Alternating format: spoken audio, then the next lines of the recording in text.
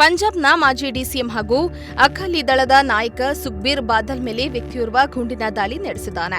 ಅಮೃತಸರದ golden temple ಪ್ರವೇಶ ದ್ವಾರದಲ್ಲಿ ಗುಂಡಿನ ದಾಳಿ ನಡೆದಿದೆ.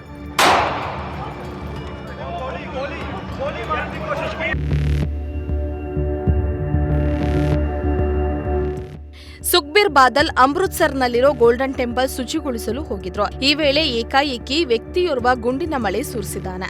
ಕೂಡಲೇ ಅಲ್ಲಿದ್ದ ಸ್ಥಳೀಯರು ವ್ಯಕ್ತಿಗೆ ಹಿಗ್ಗಾಮುಗ್ಗಾ ಥಳಿಸಿ ಪೊಲೀಸರಿಗೆ ಒಪ್ಪಿಸಿದ್ದಾರೆ.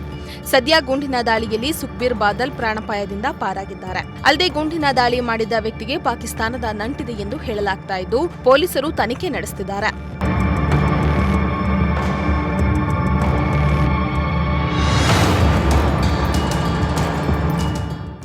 ಇತ್ತೀಚೆಗಷ್ಟೇ ಅಕಾಲಿ ದಳದ ನಾಯಕನಿಗೆ 2015ರಲ್ಲಿ ಗುರುಗ್ರಂಥ ಸಾಹಿಬ್ನ ತ್ಯಾಗದಲ್ಲಿ ಡೇರಾ ಸಚ್ಚಾ ಸೌದ್ ಮುಖ್ಯಸ್ಥ ಗುಮಿರ್ತ್ ರಾಮ್ ರಹೀಂ ಅವರನ್ನ ಬೆಂಬಲಿಸಿದ್ದಕ್ಕಾಗಿ ಧಾರ್ಮಿಕ ಶಿಕ್ಷೆಯನ್ನ ವಿಧಿಸಲಾಗಿತ್ತು. ಶಿಕ್ಷೆಯನ್ವಯ ಅವರು ಪ್ರತಿದಿನ 1 ಗಂಟೆ ದೇವಸ್ಥಾನದಲ್ಲಿ ದ್ವಾರಪಾಲಕರಾಗಿ ಕೆಲಸ ಮಾಡಬೇಕಾಗಿರುತ್ತೆ. ಶೌಚಾಲಯ ತೊಳೆಯುವುದು, ಪಾತ್ರೆ ತೊಳೆಯುವುದು ಸೇರಿ ಹಲವು ಕೆಲಸಗಳನ್ನ ಮಾಡಬೇಕು ಎಂದು ಶಿಕ್ಷೆ ವಿಧಿಸಲಾಗಿತ್ತು. Bureau report, Prajashakti TV, Tumakuru.